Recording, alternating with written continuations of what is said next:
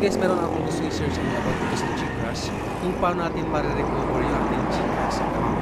For example, nasira na yung ating SIM card or nawala yung ating SIM card o di kaya naman guys, nawala yung signal ng ating SIM card na naka-register sa GCash. So ngayon guys, pwede na natin siyang ma-recover or mapalitan ng dati natin na hindi na kailangan magpa-verify tayo ulit kay GCash kasi marirecover natin yung dati nating account.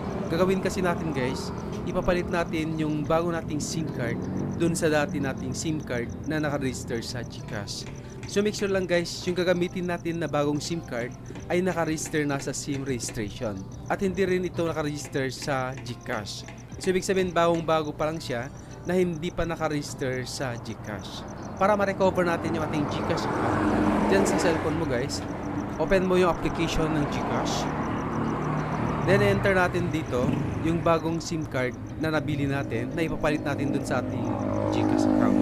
Then after natin ma-input yung ating number, i-click natin yung next. I-click natin guys yung send code. So makakatanggap tayo ng OTP dito sa ating cellphone number. Ayan. So meron tayong dalawang pagpipilian dito, yung new account saka recover account. So since tayo i-recover natin yung dati nating account sa GCash, so i-click natin tong recover account. Click natin yung arrow guys. Ito. Ensure the account you are recovering is yours. Any attempt to recover account of another is punishable by law. So bawal tayo mag-recover ng hindi natin account guys. So make sure na yung i-recover natin is parehas dun sa pangalan natin or dun sa info na ilalagay natin. So kailangan natin mag-selfie dito. Then remember, isang beses lang pwede recover ang GCash account. Kung nakasali tayo dito sa GStack, GFund, GCrypto, GSave, GInsure, so marirecover natin siya within 14 days. So automatic yun guys once na ma-recover natin yung ating GCash account.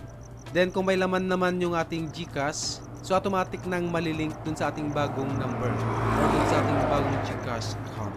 Click natin yung accept. Fill upan natin ito guys. So ilagay natin yung lumang GCash number, yung dati nating naka-register dun sa GCash. Then ulitin ang lumang GCash number. Then MPIN. Yung MPIN dito guys, kung ano yung MPIN na ginamit natin dati. Then click natin yung I agree to the terms and conditions. Then click natin yung confirm. And after natin ma-fill upan guys, click natin yung confirm.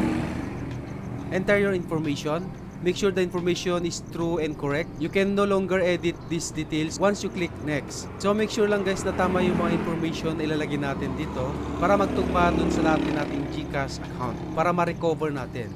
Kasi pag hindi siya mag-match dito ay mag-error ito at hindi magiging successful yung pag-recover natin. So ilagay natin yung first name, middle name. Kung walang middle name, check natin yung I do not have a middle name. Then last name saka yung birthday.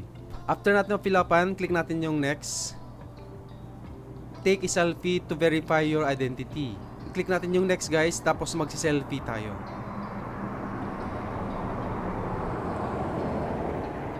Ayan siya guys, may nakalagay na dito. Congratulations! Ang yung GCash number na ay, mula ngayon ito na yung gagamitin mong number para makapag-login sa GCash application. So ibig sabihin guys, na-recover na natin yung ating GCash. So pwede natin ilagin yung ating GCash na bagong number. So ang tip ko na lang sa inyo guys, dun sa pag-fill up dun sa pangalan, huwag kayong maglagay ng space kasi hindi siya magmamatch dun sa record ninyo dun sa dati ninyong GCash.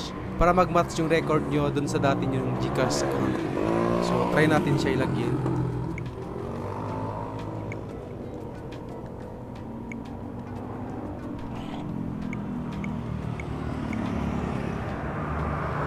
Ayun guys, na-recover natin yung dati nating GCash account.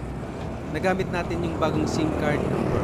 So halimbawa nawala yung dati nating GCash number or di kaya nawala ng signal, so pwede natin siya ma-recover guys gamit yung bago nating mobile number. So check natin dito sa profile.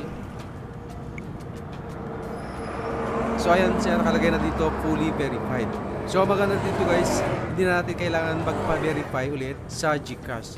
Then yung dating laman ng ating GCash, so nandito na rin siya. So hindi siya nawala, marirecover din natin. Kung meron tayong GSave, GInsure, GInvest, so marirecover din natin yun guys within 14 days after natin ma-recover yung ating GCash account. So ayun siya guys, ganun lang yung pag-recover ng ating GCash account gamit yung ating bagong SIM card na. I hope na nakatulong yung ating video tutorial at sana nasundan ninyo. Kung may mga katanungan kayo guys, pwede nyo comment sa ating comment section below para masagot natin at mag-guide ko kayo. Kung bago lang kayo sa channel ko, please click the subscribe button and hit the notification bell para ma-update ka